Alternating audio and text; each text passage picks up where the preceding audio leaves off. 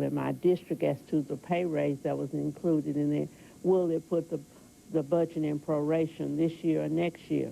My answer, and I'd like to say it publicly to the state of Alabama and to my constituents and all the citizens, it will not put the budget in proration if all the citizens of Alabama continue to shop in Alabama, because the main source of funding for education is sales tax.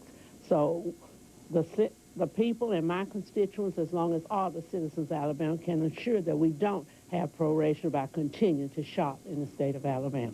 In Montgomery, Randy Scott, Capitol Journal. Joining us now is State Representative Eric Major. Representative Major is a Democrat from Birmingham. And welcome to Capitol Journal, sir. Thank you for having me.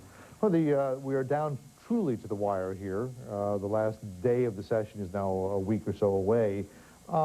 The budgets are still in question at this point. There are some changes that the Senate made in the budget and sent the education budget, I believe, and sent back to the House. So you'll be looking at that? Yes, we'll be looking at the education budget. As you said, I feel confident we will probably get an education budget out this time.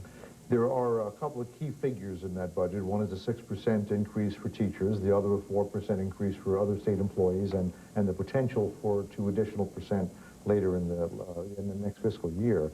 Do you think those will hold? Yes, I'm quite confident that the 6% for the teachers is well-deserving. I think Alabama needs to pay the teachers properly, and this is an opportunity for us to do that. The governor, of course, says, you know, that's fine. It's not a question of reserve. It's a question of afford. He says we can't afford it, and besides, because it is a reoccurring expense, we're committing ourselves to this next year and setting proration into effect. I understand the governor's position, but I think making sure we reward our teachers properly is something that we need to do, and we have to work to make sure the economy goes right in Alabama, and so we can make sure we don't have to end up in a situation where we're in proration. You feel the same way about the state employee pay raise, the 4%? We have some good state employees, and we definitely need to make sure we compensate them properly. Now, it's a rather complex situation, but as I understand, one of the things with state employees is that you would be going from every 2 weeks to twice a month pay raise, pay periods, and that would result, though, in somehow in less vacation and sick time being counted. Yeah, it is a kind of complicated plan that has been put together to make sure we compensate our state employees, but they've signed on to it. The number of pay periods in the year are going to be fewer, so it's a complicated scheme, but it gets their 4%, and I think they're excited about it, and we're excited to be able to compensate them. What have you been watching, or is there a bill that you've introduced that is still has an opportunity to pass this late in the session? I have a number of bills that I've been working on. I've been watching the Senate closely. One, I have a college, Miles College is in my district, and we have an opportunity to give them their police on their campus, police authority, to make the surrounding community safer. So that's one very important bill that we've been looking at. There are a number of things we've looked at, and I think has made this session somewhat of a success for us.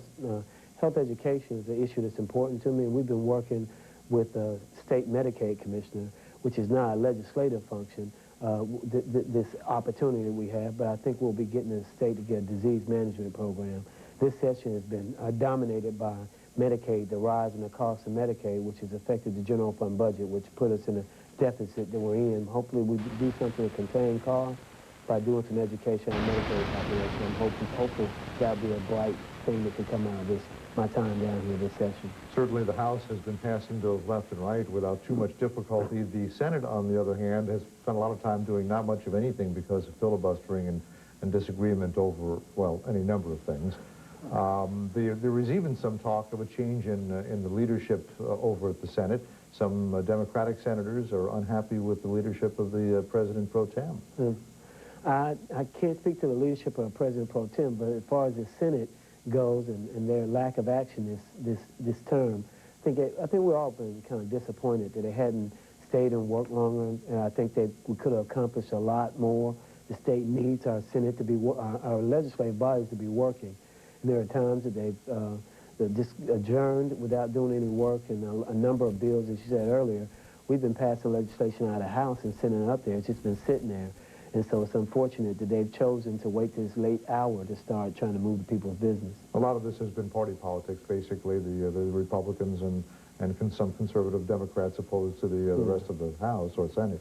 Well, I think no matter what problems, partisanship aside, we need to work and do the people's business. And the problem that I have with it, instead of sitting there and fighting it out and having the debate on the floor about whatever your issue is, they chose to adjourn a number of those times, which I think leaves serious concern for anybody, especially as a House member. It's been disappointing to see legislation that we could, get to help our state move forward, for them to decide not to even meet and discuss it. It's been disappointing, and hopefully they do make some type of changes. I don't know if it needs to be with the leadership or the membership, but some changes definitely need to happen up there so we can move the people's business. You know, they've got a basket filled with bills, and a lot of them are going to die, unfortunately, as a result of I'm told they had to order a larger basket this time, so. Representative, thank you very much for joining us. Thank you for your time. Appreciate it. Thank you, sir. Good.